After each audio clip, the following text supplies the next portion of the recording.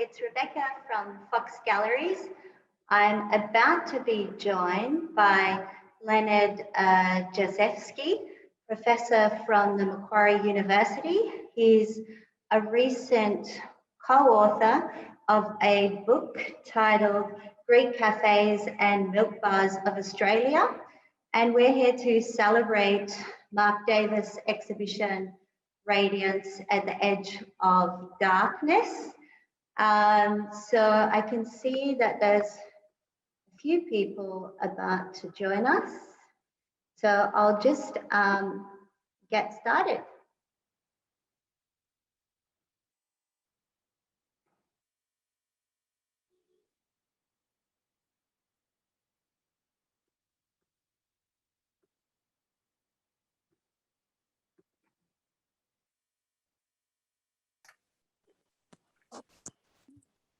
Rebecca, can you see me? Hi, how are you? Welcome. Good, thank you. But can you see me? I cannot see you. No, not yet. How about now? Yay! There you Hi. go. Good. Hi, how are you? Good, thank you. I've got to ask you a personal question. With your surname, Agnew, do you have Greek background or did you marry into a Greek family? No, it's Scottish actually, but Spiro Agnew was one of the Vice presidents in America at some point, yes. That's right, yes. Glorious character, but no, I've got Scottish heritage. That's good. Yes. I just was curious. But you don't really know. I need to do my proper genealogy at some point. You may find some skeletons in the closet. I did. Yes, it's on my list of things to do. Oh, good. Hello, Michael. Hi. So, yeah, I just thought we'd wait maybe a couple of minutes and then a few people can join us and then maybe I'll get started. So, yeah. About to say, I can see Mark's works in the background. They look terrific. It's a great space. It's absolutely beautiful, yes. So your name, how do I pronounce your name? So it's Leonard Janiszewski, is that right? Gee, good attempt. Phonetically, it's Yanni. Yanni? Chef. Yeah, Yanni, chef, ski. Janiszewski. Yanni, chef, ski. Quite do it, but I'll get there, I think. Don't worry. Why don't you just say Leonard? And you've just produced a book earlier this year. Which? Was that Milkmaids or Greek Cafes and? Yeah, that was 4 years ago. Okay, it's been in production for a long time. Yeah, the first one on cafes came out in 2016, but we're doing 2 more now. Oh, brilliant. Yeah, it gives us something to do during lockdown. Yes, we all need that. And that brings us, I guess, why we're all here to celebrate Mark Davis, which, and also I curated this show with Rhonda Davis, and I'm sure she's probably tuned into this, or she'll watch it at a later date with a glass of champagne, I hope. Rhonda, can I have some? It's what you've got to do, isn't it? Yeah. And so you probably know Mark and Rhonda from some time ago. Is that sort of correct? That is correct. I've known Mark and Rhonda, since the early 2000s. Rhonda was the curator at the art gallery at Macquarie University. And in 2007, I joined her. Originally, it was with modern history. So I cover 2 areas, history in terms of Australian history, as well as fine arts. And so she's a very close friend. Mark was a very close friend. They're wonderful people. Yeah, wonderful people. And I'm so sorry that they couldn't be here. And I know Michael was planning to come here. And but this is our way of celebrating. And what I thought I might do is I can actually maybe just put on a quick video in the background of the exhibition. So it's titled Radiance at the edge of darkness. And I'll show you the gallery space and we can just have a quick look.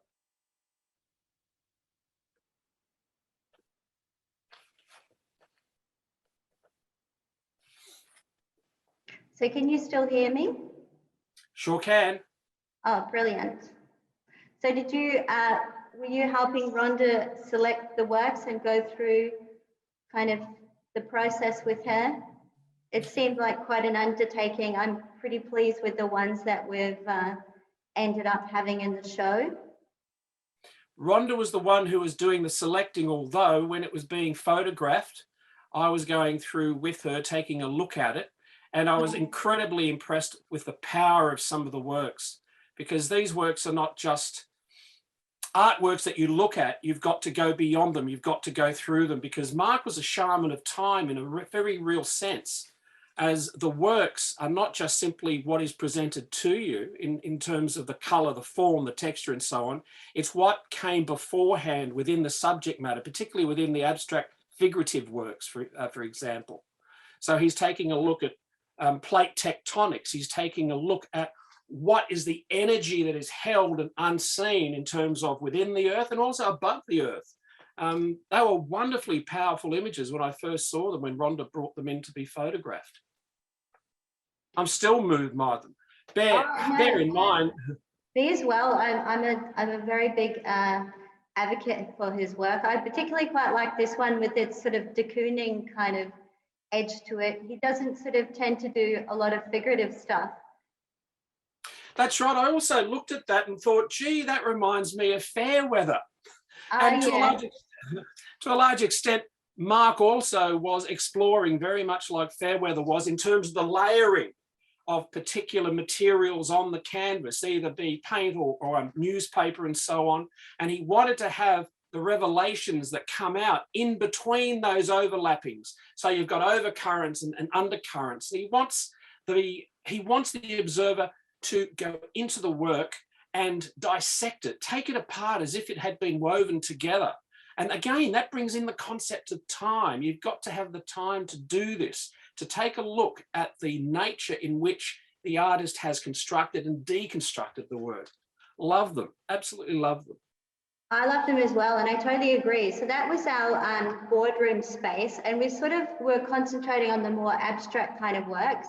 And then this is the boardroom space where we've got a little bit more of a focus on his kind of, as you say, moving kind of tectonic kind of glaciers and descent to the earth's mantle, as it were. Or, but you're right, there's an incredible kind of vigor and a courageousness. I almost feel like he's making buildings, or, you know, he's actually making sort of sculptures within the kind of texture and layering and stratification. And yeah, it's kind of gentle, but there's still that sense of action and gesture, which is really quite beautiful.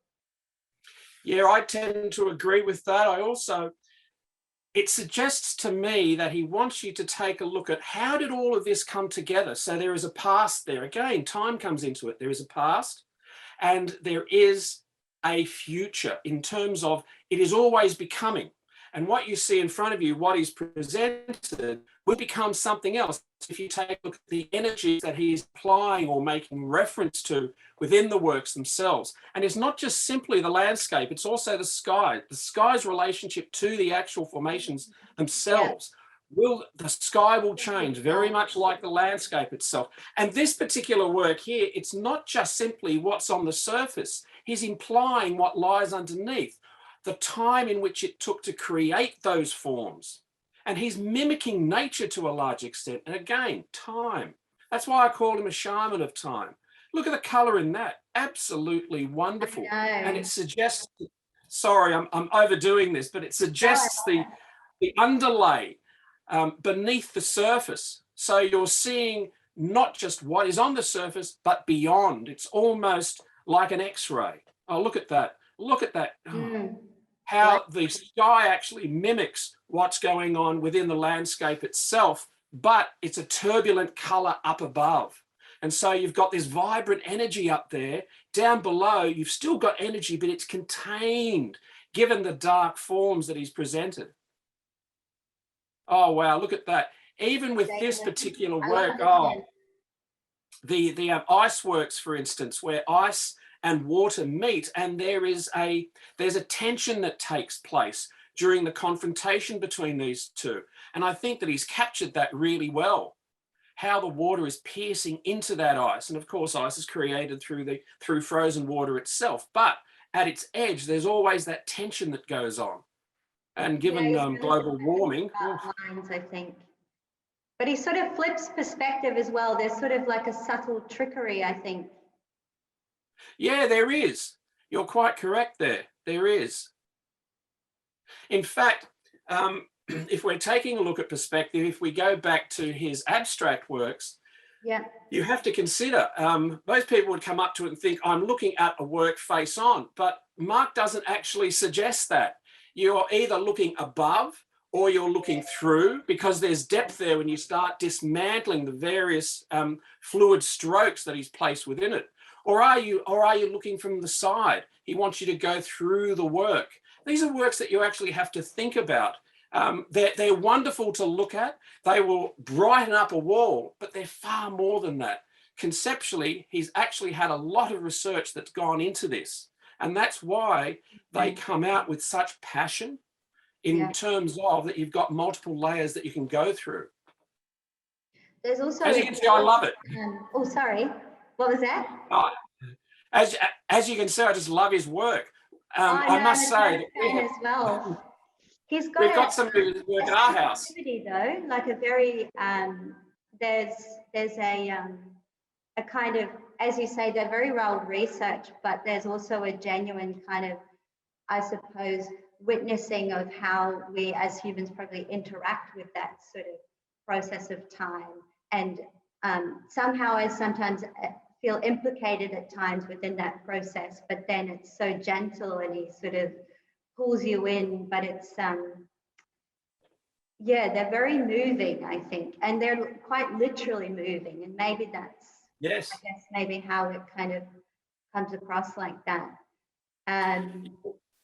But I'm also quite interested in how he's, I mean, maybe you know better, but in the gallery in particular, how he's sort of moved into this more, almost, as you say, like beyond. It's almost like he's taken the sky and put a microscope in it, and then sort of created this sort of sense of universe, which I really love. And I kind of feel quite intrigued, I guess, about how it would have gone. I'm just amazed how those smaller kind of ones, like you can see up there, how he's managed to pack this sense of space and depth and kind of infinity almost, and into such a small area. It's quite profound.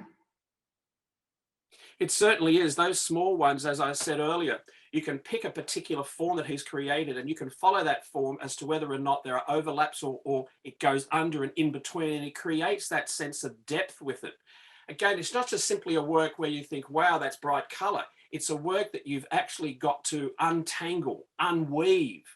And so you can take a look at the artist's practice in terms of, well, how was he thinking about these particular forms that he's placing on there in terms of the color? Why did he choose those particular colors? Why did he overlap that color in regard to its relationship to the one that it's above? These are works that force you to think. And that's the process that Mark had been going through all of his work. Yeah, there's sort of an incredible kind of, as you say, that overlapping. We look at it and it feels easy, but you can tell that he's, you know, gone to great lengths to kind of create those spaces. And I suppose you spoke a little bit before about how he kind of works, but did he go into nature a lot, or do you feel like it was sort of that marrying of nature and kind of intellectualization to sort of build those things in the studio? Or what was a little bit like his actual process? I do know, well, Mark had a wonderful studio out the back of the house, and I do know that he was researching, for instance, there was a series which he did of corals and the sea and so on. And he was researching a lot of images in regard to taking a look at the different types of perspective. What's actually happening with the sea? What's actually happening with the ocean? What are the things that are remaining? What are the things that are disappearing? And he did have a philosophical and intellectual approach to these things. So he would make comments and judgments in terms of how he was researching it, either through the internet or going to libraries, taking a look at books. Of course, he interacted with C itself, but he was taking a look at where we stand and how we observe things. You'll notice that in all of his works, even his abstract figurative works, for instance, of landscapes, we as human beings are absent. He's forcing us to actually stop, think, and look at all those timescales that brought all of these things together. And as a shaman, he's using the elements of color, form, light, texture, and so on to do that. Now, all of that is a lifetime. This is not just something which he thought of on a particular day and decided, I'm going to go and do that. This is a process of research, a process of actually skill in terms of how do you visually interpret those particular concepts onto a canvas. Took years, absolute years. So when you take a look at these works, there's also time involved in its creation, not simply implied by what you see, but also its creation over time that Mark took to actually bring it together. It's skill, it's time, it's passion. Yeah, and I feel sort of there's a bit of sweetness about kind of seeing that time and witnessing it, and I suppose it creates a sense of wonderment in a way, because he's managed to do that, and you can see, as you say, that layering and also that skill and that technique. But yeah, I love the feeling that it makes me kind of want more, and I get very kind of satiated by his imagination. And I think, as you say, it's quite a testimony to how he probably was. I mean, it seems like he was quite a like forward in his thinking, like he's almost like wanting more, and there's a positivity and kind of like how we can do better or something like this, or this sense of a new approach, or things like this. That's very well put, Rebecca, because what I tend to find, not only with myself, but others who I've spoken to about his works, and particularly the works that are directly behind you at the moment, it resonates to such an extent that it then forces you, when you go out into the landscape, to look at the landscape in a different way and consider the landscape as a living entity, something which has been created over time. We see it now, but it'll change just like ourselves, and it'll move on. So it's a process of being and becoming. And so when that happens to you, when you actually go out and take a look at the landscape, this artist has had an effect on you. You see yourself and your relationship with the landscape in a very different way. The landscape isn't just is, it is in a process of being and becoming. And to have that type of impact, these works have to really, as far as I'm concerned, have a tension in there. They have a point of resolution in terms of wanting the audience to go out. They have a stimulus, and there's a hell of a lot of thought of, as we've discussed. And again, that's why I call him the shaman of time. He's a magician to a large extent, to actually have that effect on people. And it's quite a perfect time, I suppose, to be going outside and relishing in that kind of taking a moment, and maybe leaving the mirage of his works to kind of influence slowing down, which essentially we're sort of forced to do, right? Yeah, we're doing that now. You're right. Yes. Yeah.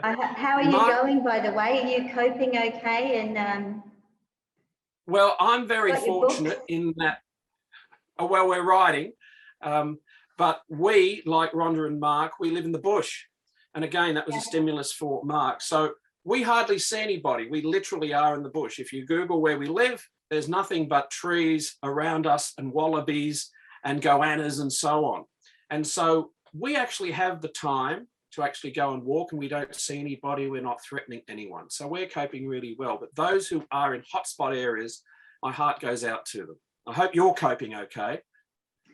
I am, yes. I'm from New Zealand, so I was wondering if I should have run back a little while ago, but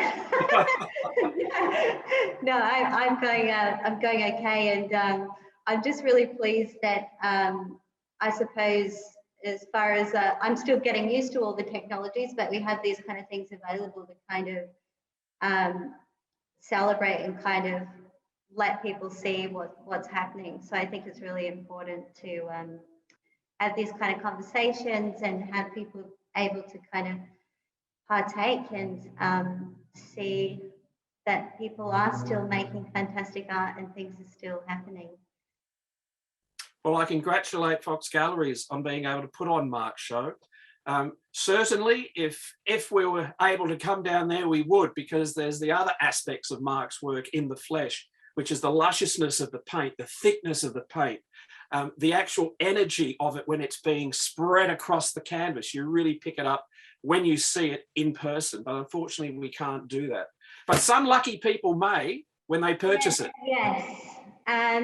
It's not all doom and gloom yet. Well, I mean, at the moment we're 7 days. I didn't hear anything in the press conference this morning, but fingers crossed we'll be able to open the doors and have people see the end. I've had a few people on the waiting list to come in and have a look, so I'm sure we'll be able to invite some people, but we've had a great response from sending out the catalogue and people kind of engaging. But yeah, I think you're right. It's very hard to disseminate through digital media the kind of, yeah, like it's very luscious, and the sheen that he has in his paint and kind of the nuance and the color and the strokes, and yeah, it's really quite a privilege to be in the presence of. So I'm sure we'll get there, and hopefully Rhonda will let us sort of keep them in our little house for a while, and we can continue to show them to everyone. Yeah, but I think we can probably, I mean, unless you wanted to talk about anything else, I thought it was a nice way to sort of introduce the show and talk about Mark. And yeah, I mean, I'm really pleased that you've been able to join us today, Leonard. It's really lovely. Rebecca, it was an honour. It's certainly. Now I'm going to start getting emotional. I know. I was sort of. We've done very well.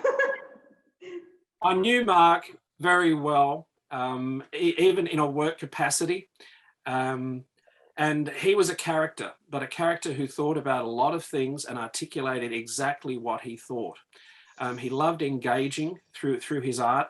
And I will tell you that there's more wonderful pieces that Rhonda has. I know. Mark's work will continue. It certainly will continue. It will continue. And yeah, I feel really, yeah, so sort of lovely talking to Rhonda, but I mean, I've been with the gallery for a couple of years, so I certainly had the opportunity to spend time talking with Mark and his ideas. And as you say, like particularly that metamorphosis, that last painting, Metropolitus, was that the one with the coral reefs you were speaking about? Oh, yes, yes.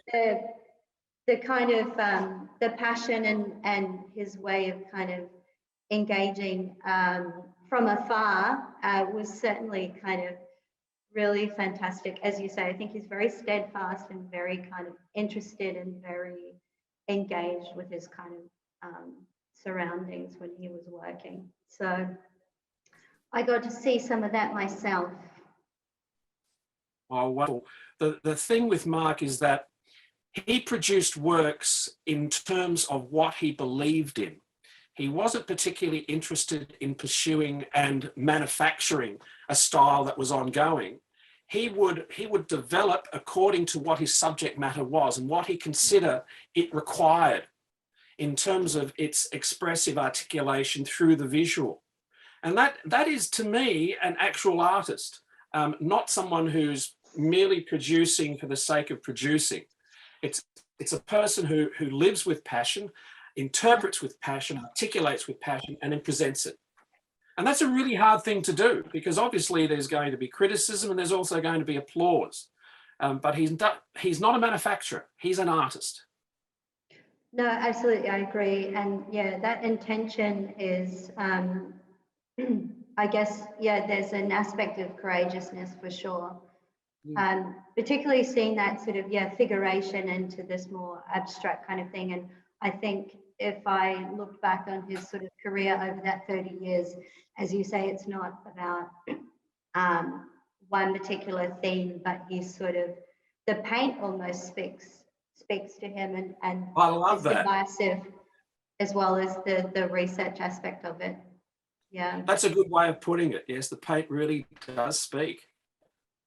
It's speaking beyond him. It does.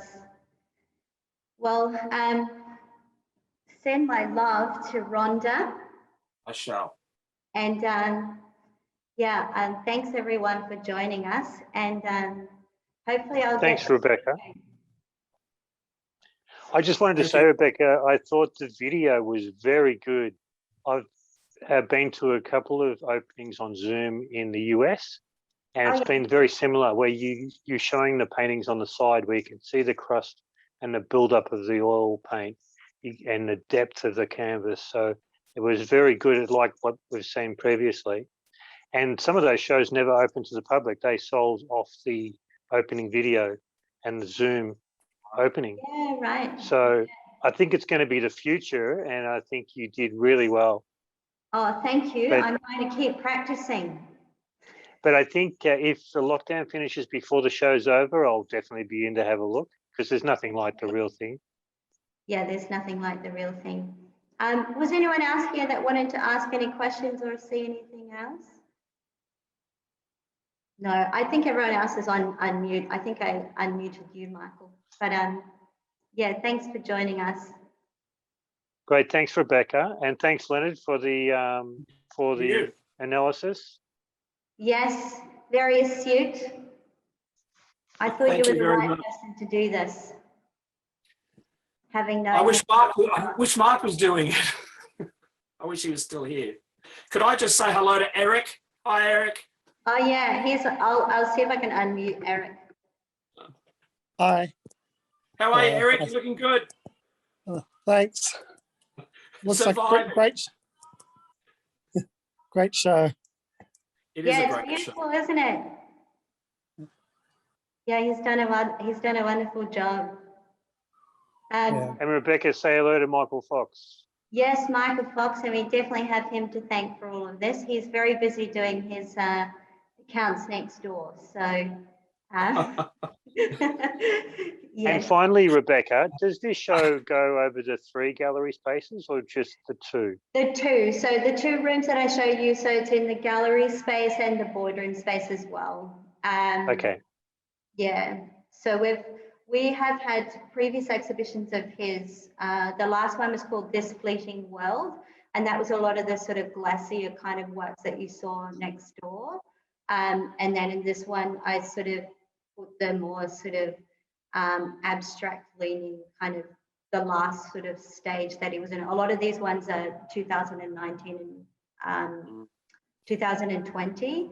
So yeah, that, and then we used to have our space obviously at Language Street, so we had another exhibition, Bleak World, of his before as well.